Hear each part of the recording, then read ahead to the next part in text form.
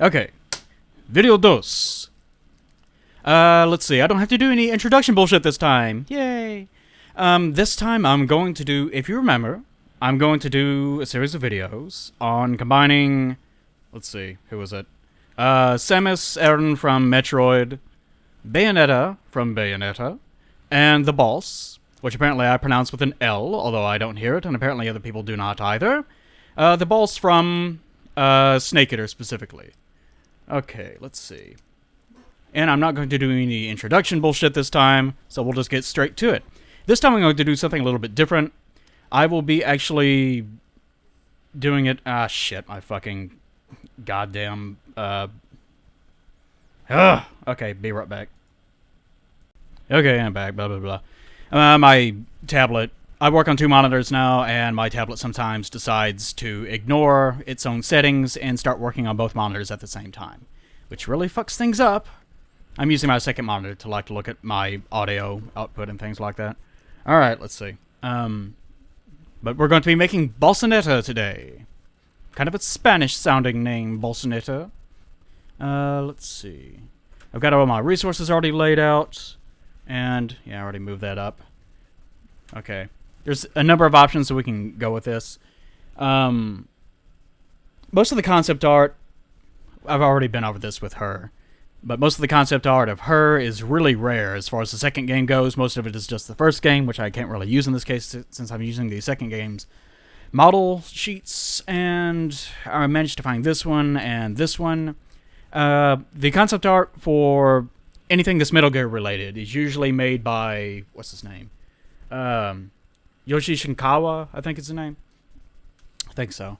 But, you know, all of his... Let me open this up real fast. Blah, blah, blah. All of his stuff looks... Which one is it? Looks, you know, very much so like this. Resource, 20%. Okay, all of his stuff looks a lot like this. Which doesn't really translate too well into actual, like, showing details and things like that. It looks impressive. I mean, it looks nice. It's really good for advertisements and things like that. It's good if you're doing something that, like, you're trying to create atmosphere, and you're trying to communicate atmosphere in your concept work, and you're going to get this to your level designers, for instance. Usually that's what atmospheric work is for. Then they will look at that and say, oh, this looks nice. I really get the impression of what the tone of this level should be. But with character models, it doesn't really work that way. But it still looks nice. I imagine that they don't actually work from his concept work whenever they're actually designing the characters most of the time. There's probably some other preliminary work that they don't show out of house. Okay, but we're going to be making Bossanetta. Yes.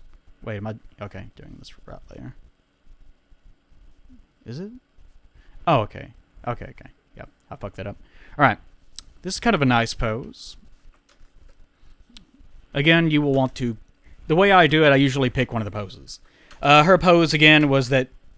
You know, dumb. Look at my butt. My butt, so sexy. Sexy butt. That was her pose last time. So I couldn't use that one because it wasn't really showing off anything. It was a promotional pose. This one isn't really a pose. This is just, you know, this is for the sake of modelers, basically. Actually, I think this might be... No, never mind. So I think I can get away with using this one, though. I found this one. I like this one. A lot of hers, if you do like a Google image search, a lot of hers are... very action-oriented poses. A lot of them are just creepily sexual. Which, if you played Snake Eater, specifically, this is what this model is from. You know, she's not a sexual character. There's even a point in the game, she's like, rips her shirt open. You can see her boobs. Sexy boobs, sexy boobs. And it doesn't matter. You feel nothing. Because you know that this is not a sexual moment. Which is one of... the boss is a really good character. I still don't hear that L... Boss. Boss. See, it's boss, not bass. You see the bass? I didn't see the bass. Did you see the bass? Nah. Because I'm not in a fucking river. I didn't see the bass. Okay. Work this down. Work over here. Again, this is the first of my preliminary layers. So we're not going to be showing many details or anything like that. We will, however, be adding in the gun, because why not? Oh, the fucking gun. I won't be talking too much. Anytime that I do, I kind of was hesitant to do it this way, where I'm going to do the voice work and everything for the first part, then to skip through to the end, unlike last time where I did everything and then voiced over the rest of it. I think I'll change the vision a little bit. Yeah, be fine. Because there's a lot of me just sometimes just kind of sitting here looking at the image, just thinking, which isn't very interesting for you guys, or is it?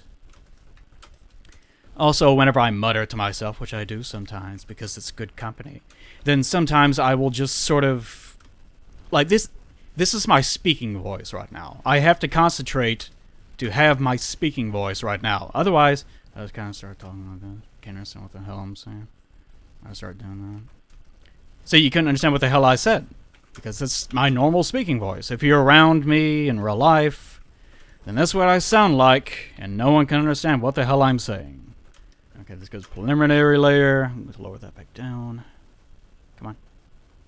Okay, now we're going to have to do a more sort of base detail layer. This is where most of our decisions are going to come from for Bossanetta. Bossanetta. El caballo lascivo mira por la ventana. My Spanish is terrible, by the way.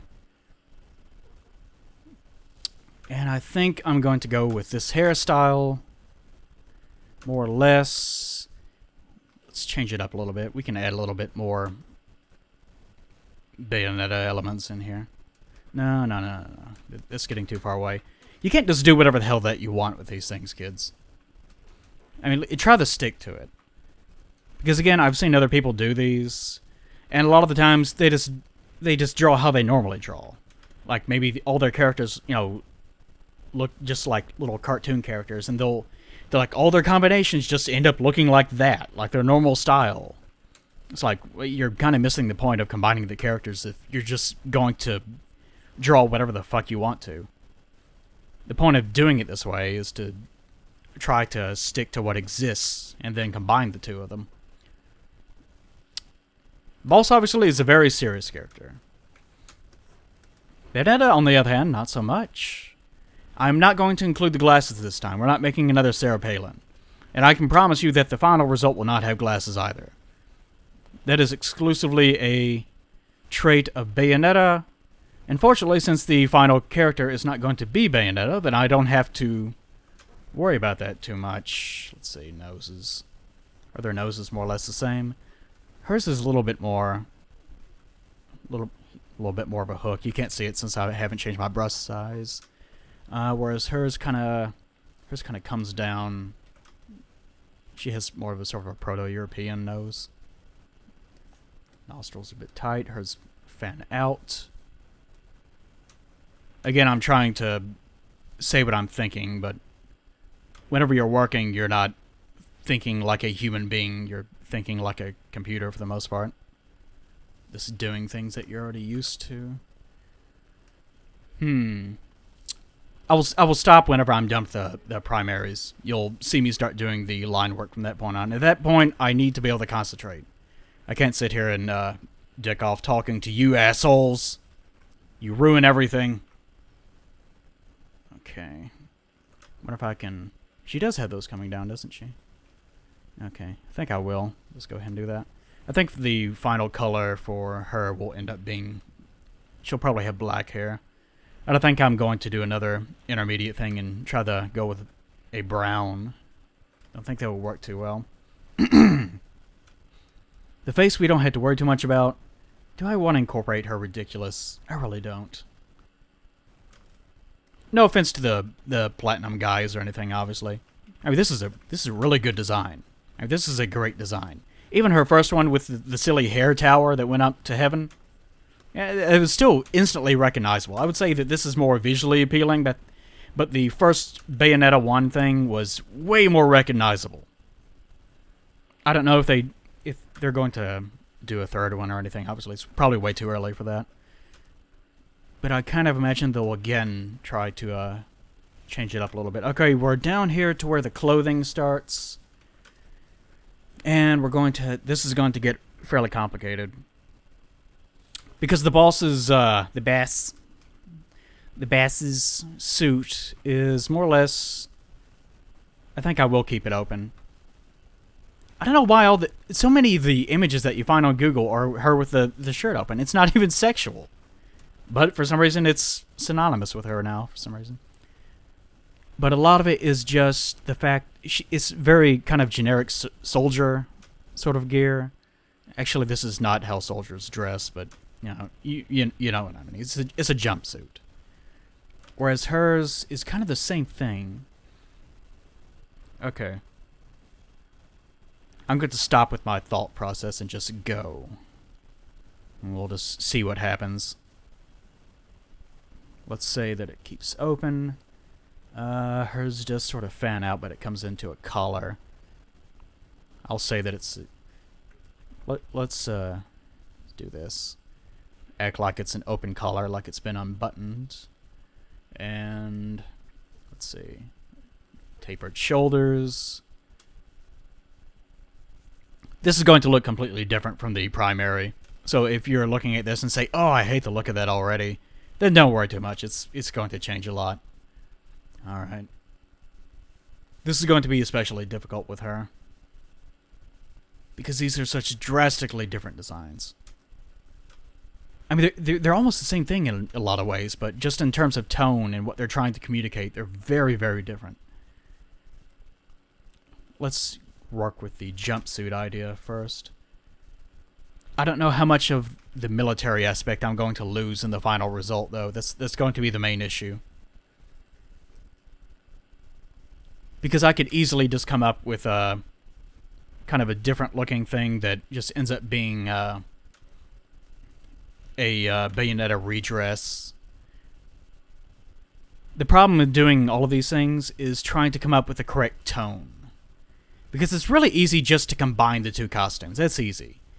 But the end result will be something that doesn't make any sense. It needs to be something that actually looks like whatever universe this new character is coming from, then it would be something that they would actually use. I don't know if I'm going to keep the frills this time. Let's try for something different. I may not even keep this. But let's keep the tabard. Each one of these designs has its own kind of key elements that you'll want to carry over. I would say that the key elements for her is the breakups right here, gauntlets and the armbands, and at the knee pads, and also this line, plus the belt and this. So those are the things I want to keep, which I've already done. The belt, that line, let's say breakup right here, and I can probably assume that I don't know. We'll worry about that later. And this one breaks up there, and right there. She already has a breakup right there near the sleeve, so that should do just fine. Let's say that it breaks up that way. Okay. Okay. This is a good second base primary that we've drawn up here. I'm not going to give her high heels. Sorry. Alright. Sorry, this can be more entertaining, but this is what this sort of work is actually like. It's very thought-intensive. And unfortunately, human beings have not figured out how to use computer chips to make ourselves smarter. Which I really wish that we would do. Because then we could do anything. We could become the Borg. Until we got a queen, then it would suck. Okay, let's assume that. Okay. Base sort of primary idea. What do I think of this? Because again, I'm kind of thinking, is this a soldier or is it whatever she is? I don't know. I'm going to operate under the assumption that this is sort of a soldier refit of Bayonetta. Like, if Boss's personality sort of merged with hers. Versus, say, the Boss dressing up like this, obviously. I think that worked fine. But I need to be able to figure out how to incorporate these things and make them look a bit more like something a soldier would wear. Maybe I could do sort of that. Yeah, I think that'd be fine. Let's say that this is sort of Under Armour pauldron stuff going on right here. I think I could get away with that. And do I want to include... What else can I include up here? I'm not going to include her clock or whatever this is, this thing. Not going to do it. And I think I will avoid having too much hair this time. I think I will. Let's say that it comes out. No. I'll just put it out here. Let's say that she has longer hair. That way. Okay. No glasses, don't need that. Don't want those chains. Do this, would that be fine? I guess so. What if I can incorporate these things somehow? Like it comes down into something like that? Off the tabard? No. These are tabards, by the way. That's what those are called. Well, that's what I'm calling them, but it's a similar thing. Use Google search. Do it. Let's see. Do I want strapworks to come down? I don't think so. Okay. I think this is more or less okay, though, as far as the base primary goes. This should be about... This is probably about 20 minutes in, anyways. Okay, I'm going to stop here, and then I'm going to fast forward through the rest of this. I'll probably do some additional commentary on the way, though. This will be a lot shorter than last time. Alright, see you then.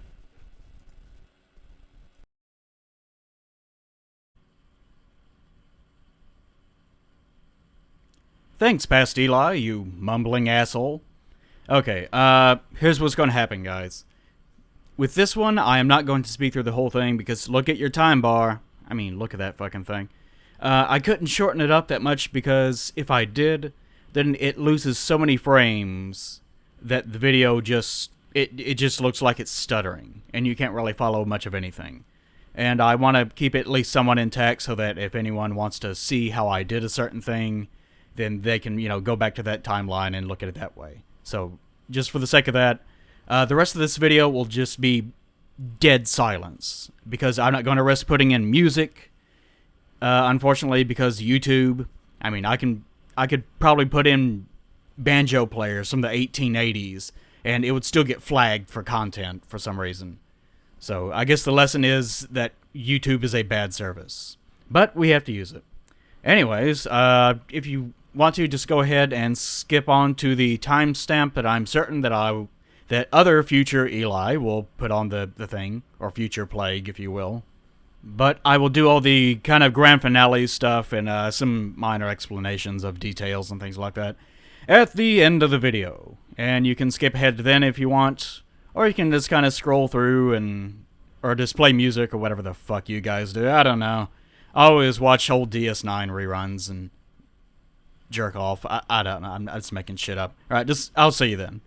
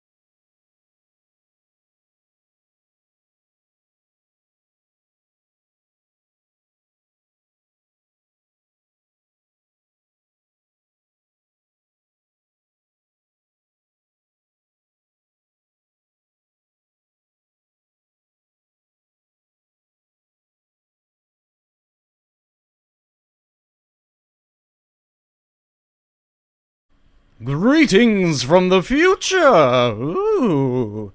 Thanks, past Eli. Past Eli of past Eli. No, the future of past. Okay, yeah.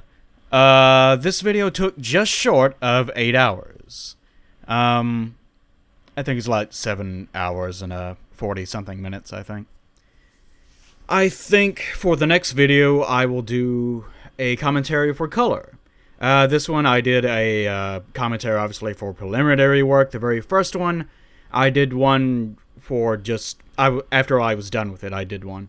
The last one, I don't know. Because the only thing left besides that would be, like, line work, and that's just kind of busy work. You don't really think about anything or do any decisions. And I would probably just end up being distracted anyways. Maybe the last one, I'll just make farting noises into the microphone. I don't know. Okay, one thing that I wanted to mention on my show notes here. Actually, this is the same bag of Fritos. It's the same goddamn bag of Fritos I used last time I did that joke. Why don't I... Well, I don't even like Fritos. No wonder I haven't eaten them. Okay, and... Wait, why do I even have them? Oh, yeah, chili. Okay, anyways, I wanted to mention... Like most Metal Gear characters, it was based off an actor and actress. In the boss's case, it was based off of Charlotte Ramping. I just wanted to bring that up because she was in something called 'Tis Pity She's a Whore. I just love that name. That's all. Okay, I didn't want to include a 5-minute portion where I fixed her head. I did end up fixing her head and redrawing the eye, nose, and mouth lines. And I skewed the head a little bit. I didn't record that bits. I had to shrink the body around her head to, because you can't blow up the head because I drew it in rasters. If you're working in rasters, you can't blow up, you can only shrink. That's the reason why I am drawing in, I think I'm drawing like 6,000 or 5,000 pixels wide. That's the reason why you need a very powerful computer to do anything like this. I've been looking into getting a new computer, but if I got one, it would cost thousands of dollars, so I won't be doing that anytime soon. I guess one thing I'll mention with the tiny head thing, if you take a photograph of a human being and then trace over it, then you will notice instantly that people actually have really tiny heads. If you've never really thought about it, people have tiny heads in real life. Anytime that you see a drawing of anything, the head is almost always slightly bigger than it should be in terms of proportions. And there's a complicated reason for that deals with light and the fact that we don't see things in terms of lines in real life, but whenever you draw it in... if you just draw it with line work, then you're actually condensing the image because it's dealing with the way that light works in terms of neutrals and the way that light and dark meets. And the reason why that we use lines to begin with. It's something that would take a whole class period in college to explain. But basically, if you draw a normal human being, they're going to have a tiny head. But if you take a drawn character and put them in real life, they look terrifying. I like the result of this drawing. There's plenty of lighting errors, though. Bayonetta's glasses make anything without glasses. Make anything without glasses not look like her. The facial expression is very boss-like. I guess you could say that's Boss's version of glasses. Basses. The face came out more bass-like than Bayo, which I think is more appropriate to the design. I tried mixing their expressions, as you saw earlier, but it looked like a DreamWorks face, which I became instantly annoyed with. There's a big long thing I could go into about DreamWorks faces, but I'll avoid it. I think the costume and design makes sense on its own, I think. It doesn't look like a Frankensteining of the two other designs, which is what you want to avoid in a fusion to begin with. It has to seem natural. It has to actually look like its own thing. I hate drawing guns, but Wooly was very insistent on a dumb Bayo Patriot. It turned out okay. I like it well enough. The colors were, as usual, the hardest part. If you go back through the video, you can see me struggling to decide what would be what. I started trying to have like a high contrast black and white kind of costume with purple-blue accents, you know, evoking Bayonetta. But I dropped that entirely because the color zones didn't really work well with it. You have to match the color theory to the way that the costume was laid out. I mean, you can try to think ahead to it, but you're probably just going to get yourself in trouble with it. So I ended up having to match the colors to the line work. Let's see.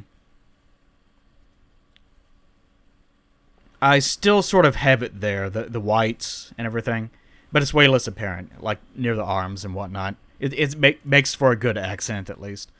I like this result better than the last one, the Metroid plus, the Samus Aran plus Bayonetta one. It's good enough that it kind of makes me worry about the next one, which will probably be, well, it'll have to be the boss plus Samus Aran. And that one probably will be a lot more difficult because you're combining armor with. Anyways, I'll talk about that next time.